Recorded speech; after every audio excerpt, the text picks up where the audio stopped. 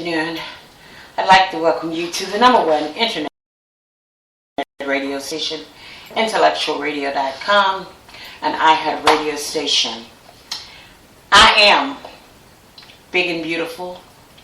I am fat, but also fabulous. I'm plump, but I'm pretty. But most of all, I am confident. I am the big sister of Rhythm Flow Radio, your host, Katie Lowe. And I want to thank you for exploring internet radio and helping us grow our network. Today's show is brought to you by Oval Cleaning.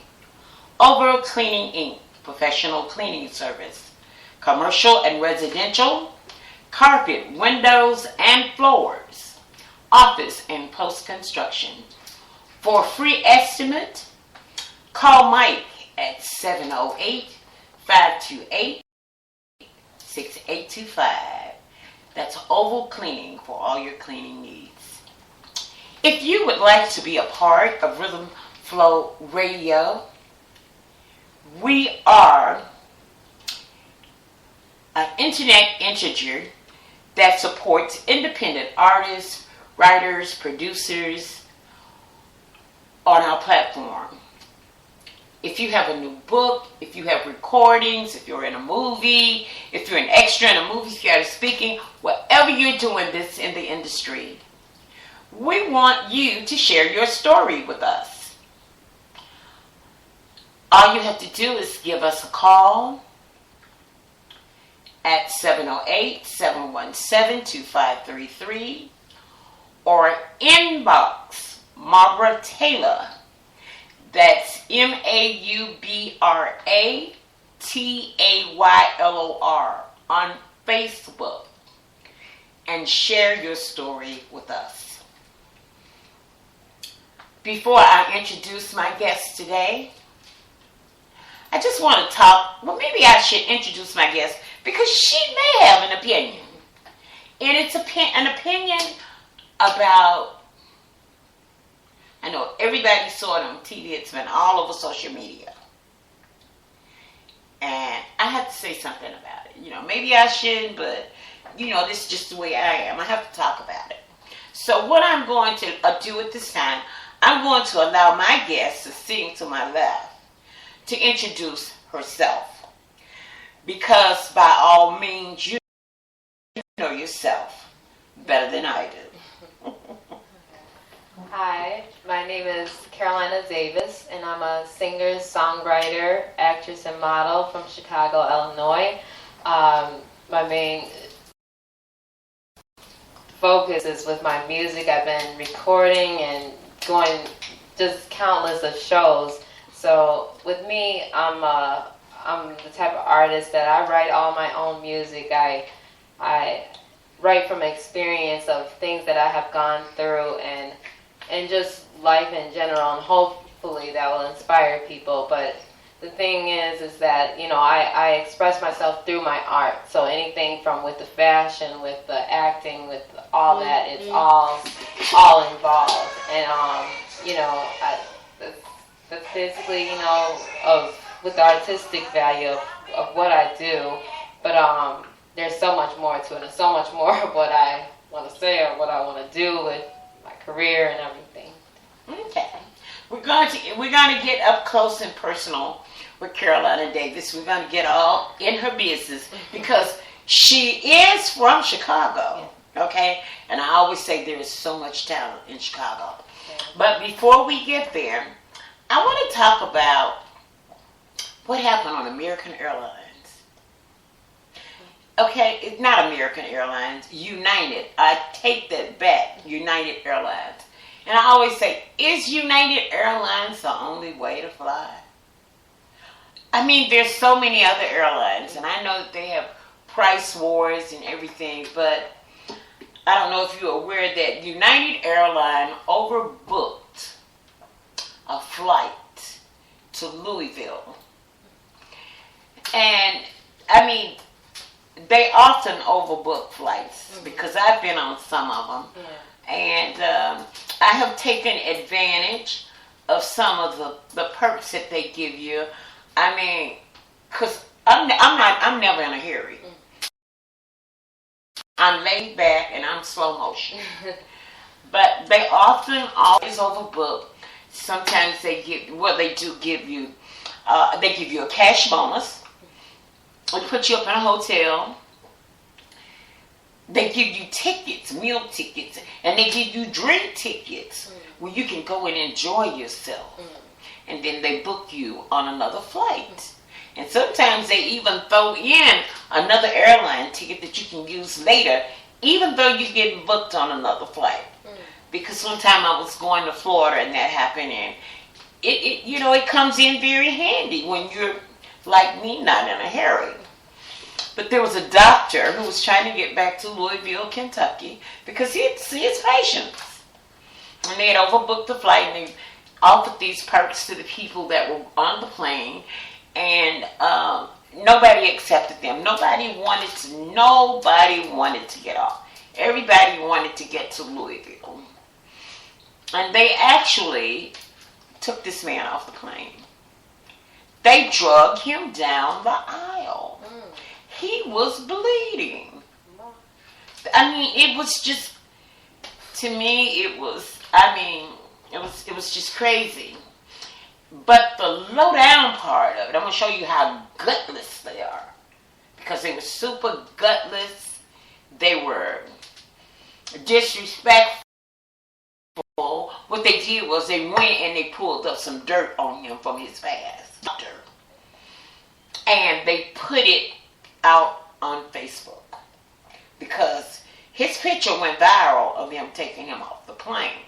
But they put it out on Facebook, the information that they had found on him, information that they found on him, because I want to say that does not have anything to do with the manner in which they took him off the plane. I think it was just, did you see that? I actually have not seen it. That's why I was going to ask about, kind of a little bit about his background, or even race. He looked like he might have been Chinese or Japanese. They just pulled him off. I'll say he was Asian, to be on the safe side. And like I said, they had overbooked the plane, and because they had overbooked the plane, often, they'll ask passengers on the plane if they would give up their seats, because they give them something extra for giving up these seats. But he said no. Right? Well, nobody wanted to get up. Yeah. If the plane had, 250 passengers, out of 250 passengers, everybody wanted to get where they were going. Nobody wanted to get out of their seat. They all wanted to go to Louisville. And they had offered these perks. Yeah. But nobody wanted to get off the plane. Nobody. That's the airline's fault with overbooking in the first place. And to drag a man and bleeding, I don't put nothing past things nowadays, because I have seen so much craziness going on to the point that I'm almost could just believe it just by just hearing it, because so much goes on now at this point. But to hear about you dragging somebody off of a plane, that right there, that just, it shows how this world is, how things are now. People are very careless. Things are just not running the right way. It doesn't make sense to book a whole flight and you know that it's overbooked. So why do that? That doesn't make sense. Okay, the thing that you don't know and that I didn't know either, that I had no knowledge that in the fine print on your airline ticket, I haven't looked it up yet, but I listened to the interview this morning from the CEO of the airlines, and they have their right. The right to they have you off and drag you to your not to drag you, but they do have the right to remove you from the plane if. Let me explain this. they needed four employees, 4 airline employees, needed to get to Louisville so they could get to work and be about United's business. And they needed to be on this flight. So they were asking 4 paying customers. 4 paying customers. Say if you and I were on the plane and we had bought our tickets. We had paid. And we decided that we didn't want to get off. So what they did was they went and they did a computer analysis. And there were 4 seats randomly selected. And his seat was one of those. Like, I don't want to, like you say, go into the background of him, but did they see something that they just said, oh, he's the one then? But that just doesn't make any sense to me, because I just don't understand how somebody, I just don't see it. Because if it was me and I'm on a plane and I'm getting pulled off, like, that's, I just can't even imagine that.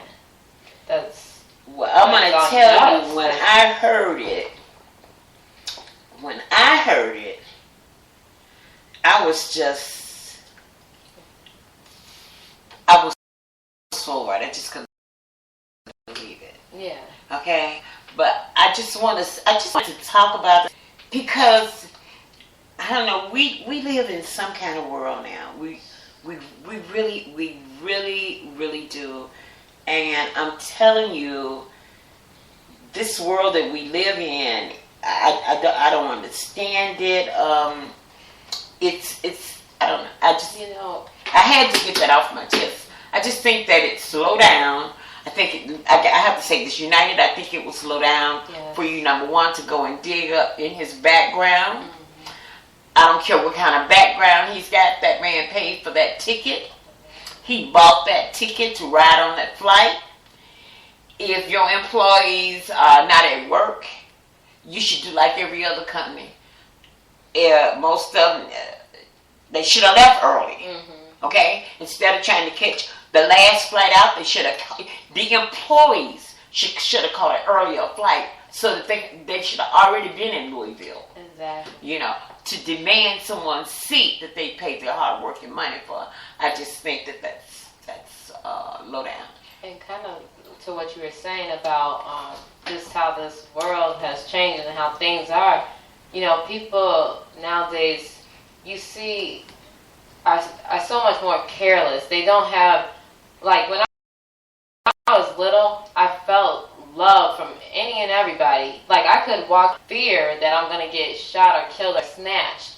But nowadays, this is what happens. People move so quick. They're in such a hurry that they don't even think about the next person. They only think about themselves, and that's what's wrong with the world.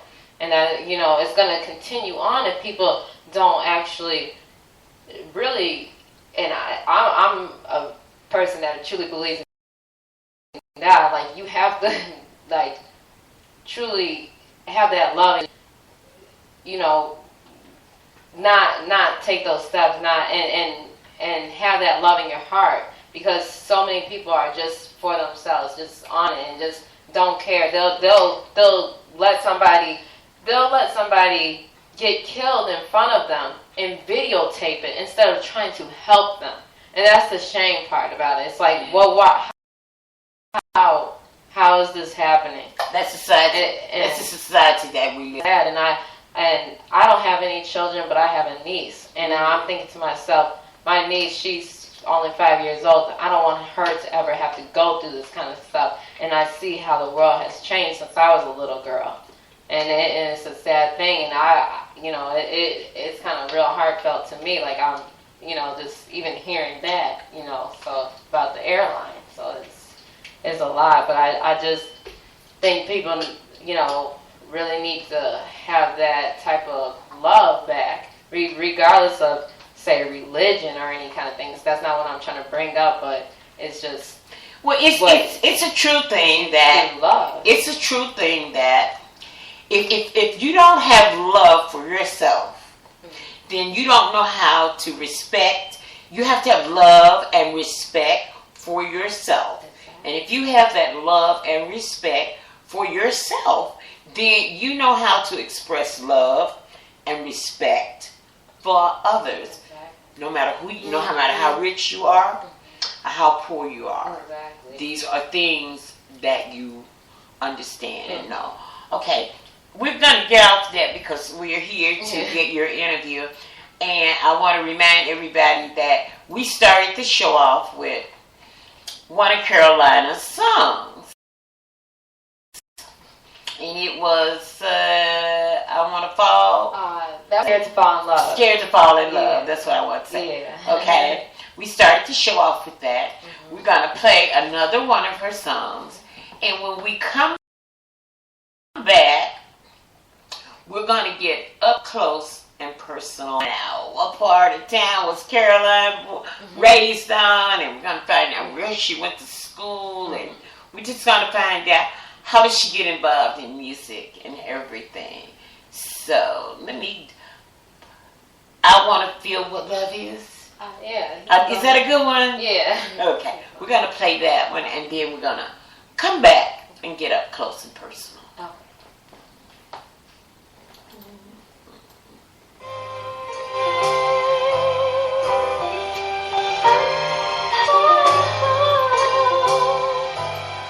Daydreaming of what our love would be like, thinking about it more and more every day.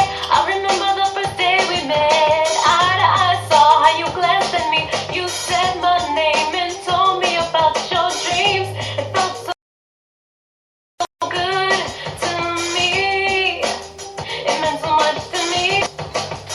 You asked me, do I believe in love at first sight? I stroked my shoulder into my head. Never knew this feeling would come so quickly. I was playing hard to get, The whole but I show. was too proud to tell you how I feel. Regretted it more and more. You thought I didn't care. I wanna feel what love is.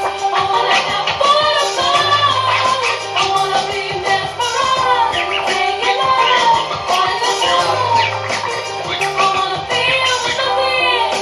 I wanna have butterflies. I wanna be mesmerized. Singing loud by the sound.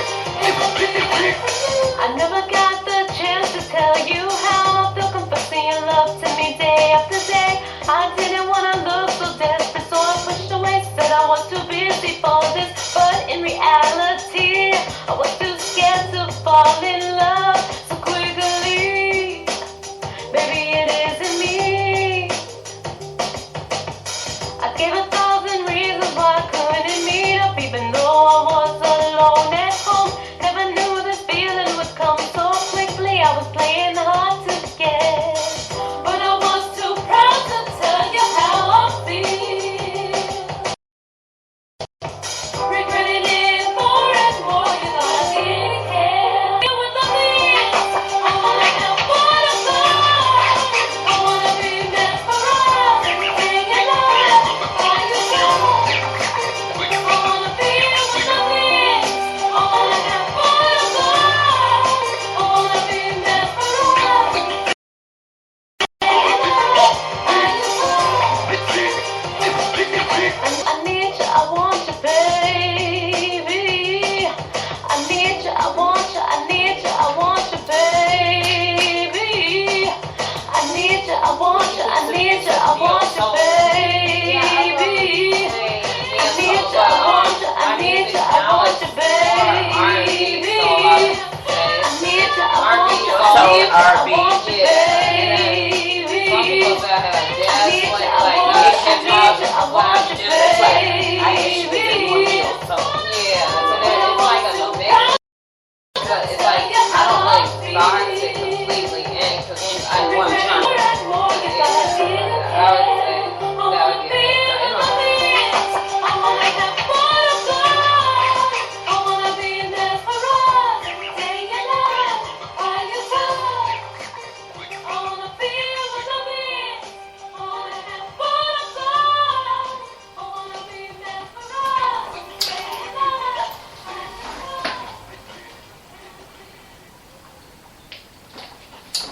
All right, I want to welcome you back to the number one internet radio station, intellectualradio.com, and those with the sounds of Carolina Davis.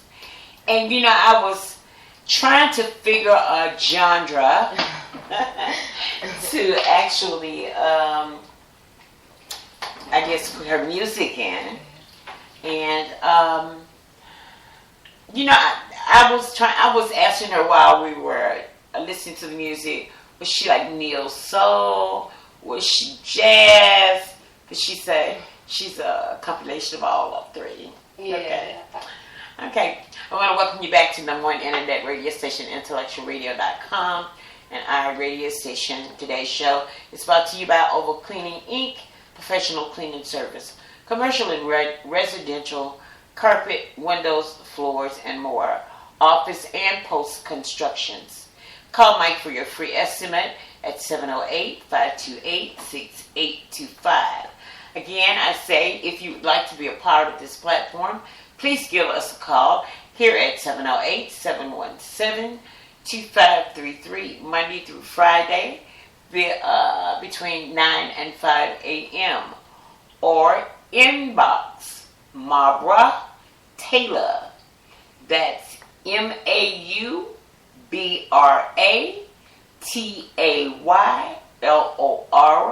on Facebook, and find your platform here with us.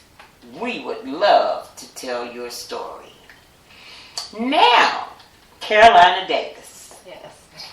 You said that you're from Chicago. Yes. Okay. Well, originally, I'm born in Elk Grove, but I'm from Roselle, Illinois. But kind of throughout the summers, growing up with my aunt, we were out in Chicago all the time during the summertime. So it's basically in a Chicagoland area, or It's Chicago. Yeah. I'm Chicago. You can claim it.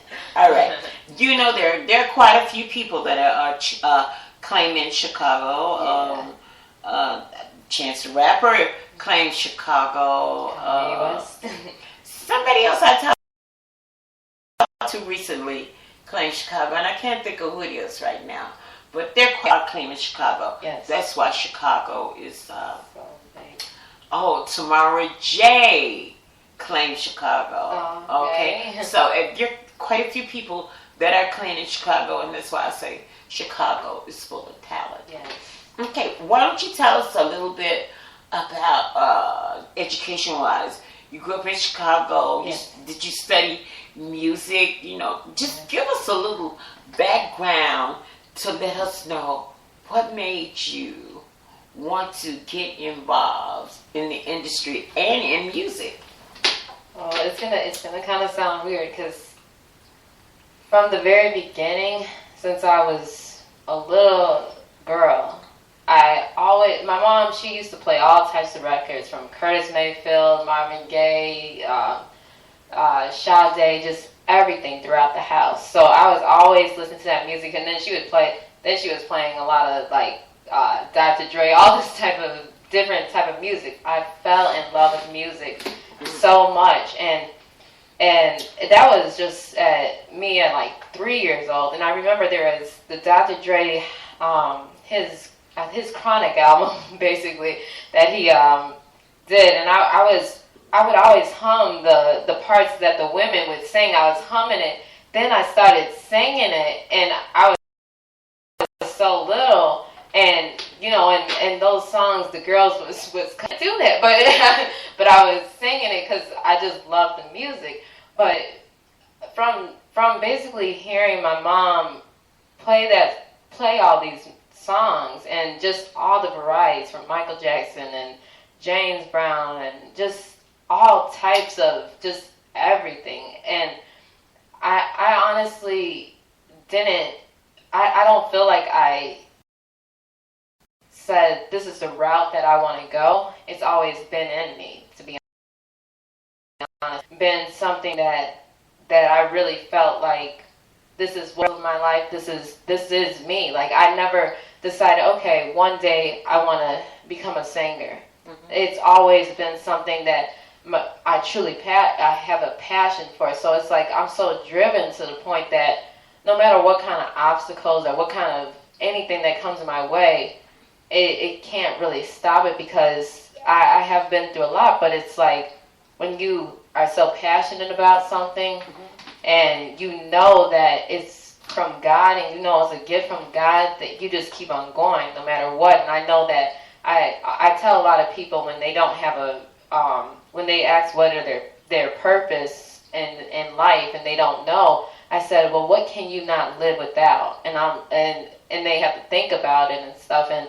they, you know, and confused about things. I said, well, just think about what you really love and what you truly want to do with your life, that you will wake up every day and be happy to do it. And that's how I feel with music. So it's basically started from basically me before I could even talk, just humming, just words, just humming it. And then when I started school, I would join all the choirs. I was in all the musicals, would audition and was in every single musical. Then in high school, I was in more musicals, and then through there they taught us a little bit of classical music. Then through high school, that's where I started singing like National Society. So I was really into my studies, but also made sure that, you know, I was with the music. So I was doing, you know, making sure I was on top of it. My mom, she really, my brother and my sister, just really focused on what we wanted to do. She was really supportive in everything that we dreamed of. So basically, with that, I just kept on going with doing a lot of the performances at basketball shows. I would do the national anthem and all that kind of stuff. Then when I graduated high school, I went to college. I first went to Harvard College, and they trained us to sing opera. So I can sing in French, German, Latin, Italian, all types of different languages. And I love actually singing opera. Like it's a beautiful thing. Like even just singing it, I love it. But so we, you know, trained to actually sing the proper way, which helps as a singer or rock singer or anything, to know how to sing properly, so then in the later years that you don't screw up your voice or, you know, anything like that. So they teach you your vocal health and everything. So I went to Harvard College. I got my associate's degree there. Then I moved on. I went to Elmhurst College. I got a full scholarship from Elmhurst College, but I performed there. They wanted opera piece, so I performed a song called Amarelli Mia Bella, and from there, that's when they gave me the scholarship, the full scholarship for that college, and then I did that school and basically got my degree in voice performance, and from there, then that's when I went on to music and basically performing all throughout Chicago. But before that, I actually was writing a lot of my own music, but it was more kiddish type things. When you would listen to it, it was like little kid type songs, but I was writing a lot. Okay. So you majored in music. Yes. And you are classically trained to sing opera. Yes. And classical repertoire. Yes. All right then. Okay, now, did your mother, you know, I noticed that your mother influenced you a lot when you were young, and your brothers and sisters, with music, because you heard a lot of it in the house. Was your mother musically inclined? Did she play an instrument? Did she sing in the choir?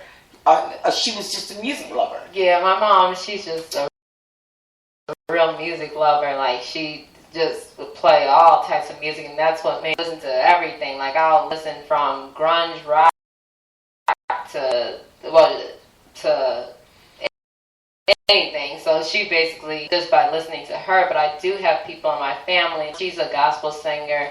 I have some people that they do sing blues, or they actually can play almost any instrument, and I actually have not met them. They're part of on my mom's side and on my dad's side. My mom's side, they live in South Carolina. My dad's side lives in Mississippi, so it's like more the southern type of thing. But I'm up here in Chicago, but I never, you know, been down there like that. I wish I can, like, be able to Go and experience meet that. them. Yeah, a family reunion. That would be great. Absolutely.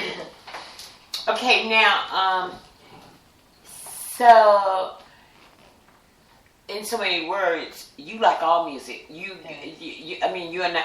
Because I'm gonna tell you, I have a prejudice towards certain music.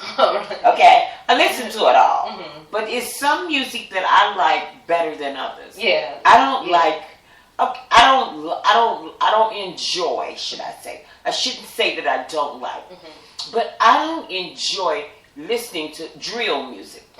Okay, and I didn't know what that was until I met a guy named Phil V. Smith from Southside, and he talked about drill music while he was on the show. Well, as soon as I got home, I could not go until I looked up drill music, and I spent 30 minutes listening to it, and it did a job on my brain. Okay, so that particular type of music, I don't care for. But I noticed that in your resume, you have performed and opened for some very interesting artists. Yeah. Would you care to talk about that? Well, I opened for Kevin Little. He's with Atlantic Records. He's the one. He does the reggae music. What's the song? How does it go? Bam Bam. I love you, 'cause you caress my body, you got me going crazy. But he did that more in the 2000s, I believe. But that was a big hit, like on B96 and everything. And I did that at the Enigma Lounge and was asked to perform, and I opened up for him. And that experience there, that was so amazing. That was my first time with really like opening up, and it was different because I was an R&B singer and he's reggae, and most of the other people they were singing more than reggae music, so with me being an R&B singer. But then also I opened for some other artists there's groups for Direct and the Twister, the whole clan of them, which that was different because they're like really like with this hip hop rap, and the crowd is just really like a different vibe. And then I'm the only actually woman there and a R&B singer. So when I got up on stage and people they really gravitated towards it, which it was real love there, like with that. So it with the different crowds, it's a great experience with feeling that, because you see from all these different angles of how people gravitate towards your music, and if they actually relate to it, they will listen. If they don't, then they don't. But if they if you have relatable music, people are gonna listen to it, and they're so it's just with that. It's just Okay. So now I want to ask you this. I hear people, they say, well, I have to do voice training.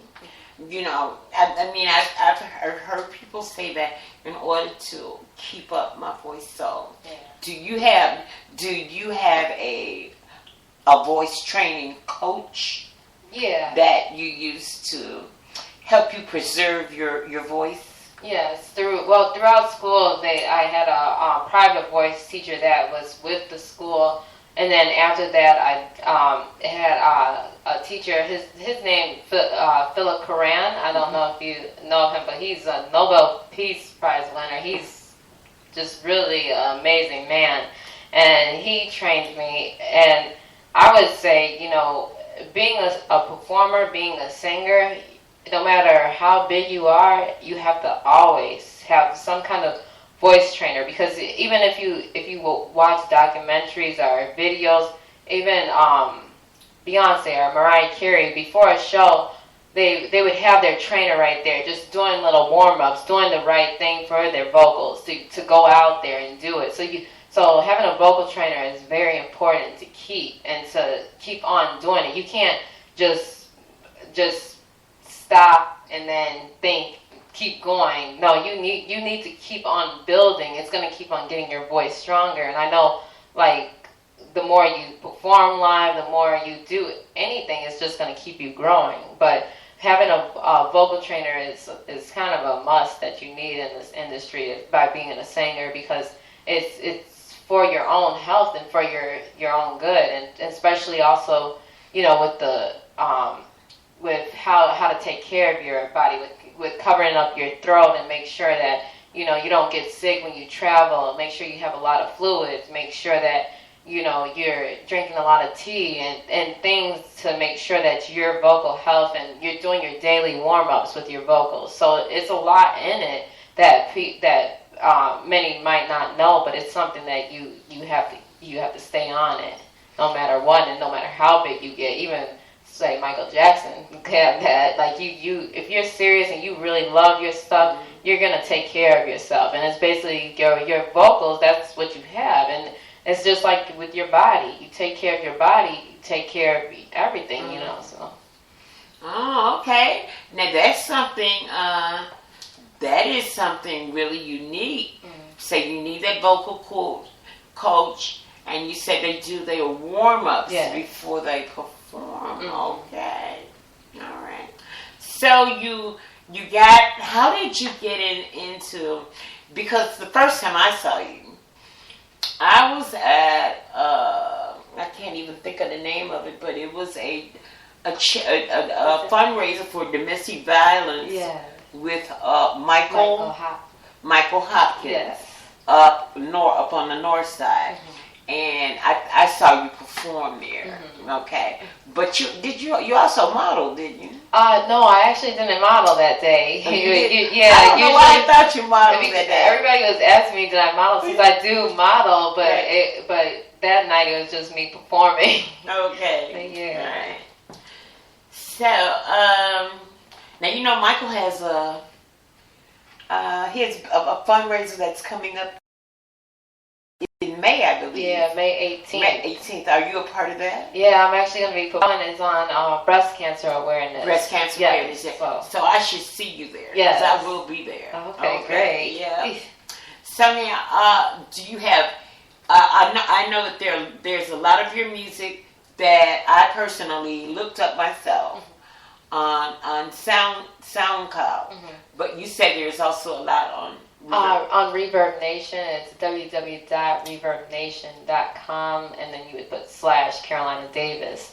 And I have a lot of songs on there, and then there's also music videos. There's some show dates that I had in the past, and just bios, everything on there. Okay. Then there's links to go onto my YouTube page and other links to go.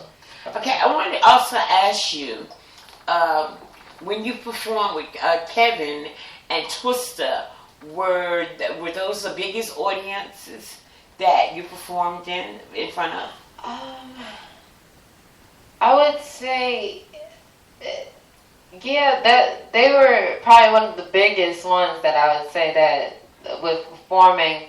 I know because honestly, I've performed probably at almost every venue in Chicago. There's so many places. That's why I'm trying to remember. There's because there's been a lot of turnout, like really good turnouts with a lot of. I would say the Twisted one was huge. It was huge. Yeah, it was real big, because just with all, you know, the hip hop artists, and then, you know, hip hop fans, they just really go to they go hard. Yeah, so that I would say that even with the Kevin Lowe, because it was a different type of venue. It was definitely with a different vibe in there, but I would say that one too. So both of them, but yeah, both of them was. Okay, your feeling, you know, when you're in front of a huge audience, and was that the first time of that magnitude?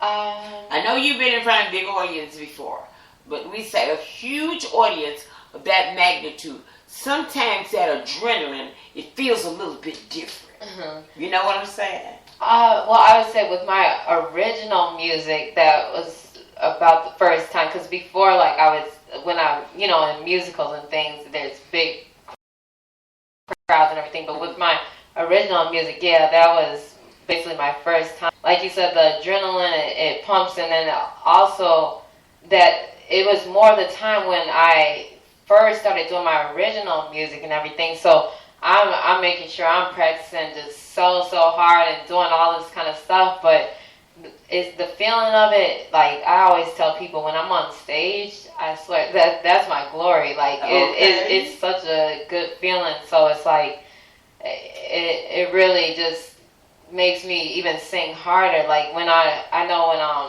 even just at the last two events that you saw, like just. I didn't even want to get off stage. I wanted to do more. I really wanted to keep going and like just say, let me perform more. Because I really do like it. I really love music and just it's just something that I just love. So when you're in your perfect space. Yeah. So the studio is definitely different than performing live, but I'm just saying though, you know how people say sometimes I just want to go to that perfect space. Yeah. And you say you love music and you just love to sing. Mm-hmm. So I can imagine you get in the studio, you just go at it. Yeah, and the thing is that I admire, one of the people I look up to is Tupac, and I know just with his history and how he was he was the type that he would record a song and then say, okay, on to the next. He was so onto it, and then would tell one of his guys, okay, get in the booth, do this, and then they leave and he'll be on to the next song. He was so onto it, and that kind of gave me that drive, like just get in that studio, perform, go hard on it. And that I don't want to keep on like changing the subject or anything. Yeah. Also, like another, and I keep on looking up to a lot of rappers, which even though I'm a singer, but I look up to a lot of rappers. But even with Jay-Z, my first song, like he's saying basically you perform basically like it's your last time. So every time you go into that booth like it's your last time gonna sing it. Just like when you're on stage, sing like that's gonna be your last time performing. So that's what I bring, and I try to. I'm not gonna say try. That's what I do. Like I want to just get out everything that I have at that moment. So. I want to say that you just mentioned Tupac, and I believe that Tupac Shakur got inducted into the Hall of Fame. Mm-hmm, yeah. Yeah, it just happened last week, I believe. Yeah. Okay. So ironically, that you mentioned him. He's somebody I always talk about. Well, he had. They always say that he was a man before his time. And that if you ever listen to his song, even though he sang rap, he sang a different type of rap. Yeah. He was there was a method to his madness because his rap told a story. Exactly. Okay. Yeah. And it was a motivational story. Yeah. It was a lesson you could learn. Mm-hmm. It had to do with civil rights. It had to do with life. It had to be with love. It had to do with respect, honor, obey. Mm-hmm. It all was a positive music, a message. Yeah. So I definitely how you could really look up and admire. Right. It's that is the difference between when we were talking about the genres of music. Yeah. There is a big difference in between. I mean, I know that there's gobs of rap, and I'm not a fanatic on it.